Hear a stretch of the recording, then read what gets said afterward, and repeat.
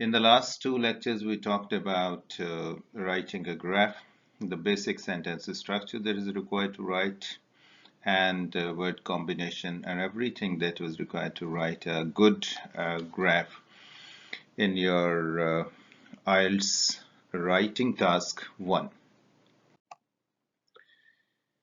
Today, we will focus on percentage vocabulary. For percentage vocabulary, there are two sentence structures that are important. You can start sentences with these sentence structures. The one is the proportion of, and the second one is the percentage of. And these percentages are mentioned with the fractions, qualifiers, and numbers or amount that you can write in, that is in the left side table. If it is 80%, you can write 4/5 of the total population or total number. It's a 70%, and you can write 3/4. For 50%, you can write half. 25% obviously is a quarter. 20% is a fifth of that total, and 10% is 1 in 10. If you want to write in the qualifiers, you can write, for example, if it is 77%, you can write approximately or just over the 3/4. If it is around 49%, you can write nearly a half or just under a half. If it is 32%, you can write almost a third. And the same percentages you can also write with the numbers, amounts, and other quantifiers. Like if it is 75% or plus, you can write a very large majority of the population, of the people, of the things, etc. And if it is 65% to 75%, you can write a significant proportion. This is not a hard and fast rule that I am giving to you. It's just, in fact, just an example.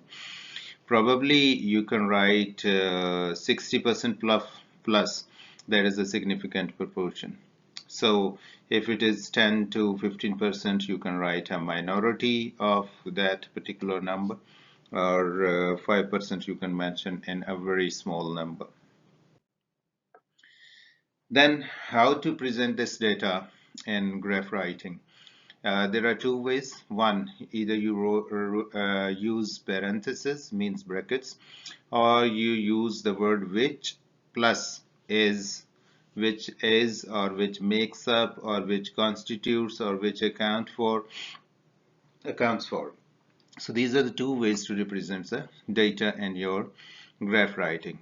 For example, you can write generally green is considerably more common than blue. Or the same you can write with the exact and precise data percentage, like you can say green 55% in the parenthesis, which is is considerably more common than blue 20%.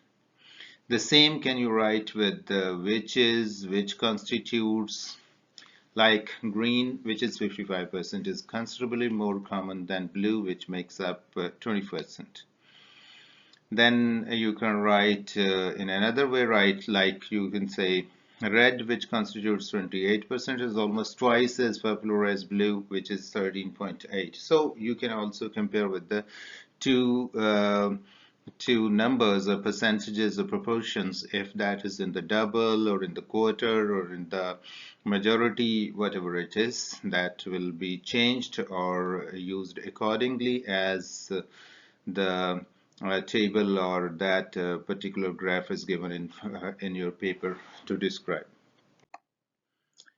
Now, grouping information is more important when you are comparing two graphs, or if you are writing our pie charts with probably comparing with other things. There are two ways to. Number one, you used to compare categories. Blue is, and green is, and red is, how much it is different from that one or similar that one. Number two, focus on similarities and differences, obviously. So what language you can use?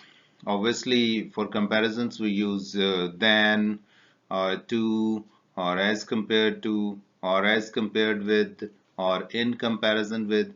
These are the typically exact sentence structures you can quote as it is, or if it is against or opposite to, you can use as against or as opposite to. For example, this year profits are much higher as compared to last year's, or mortality rates are lower for women than men, or you can say this year the sales are $400 as against $350 of the previous year. So you can use also as against or as opposed to. That's what is more important in writing a graph. I hope you have got to know how to write a graph, how to write the percentages, how to mention them in your writing paragraphs. Once again, I ask you to remember, do not give your own opinion. In writing graphs, you only write what is presented in the graph. Thank you very much.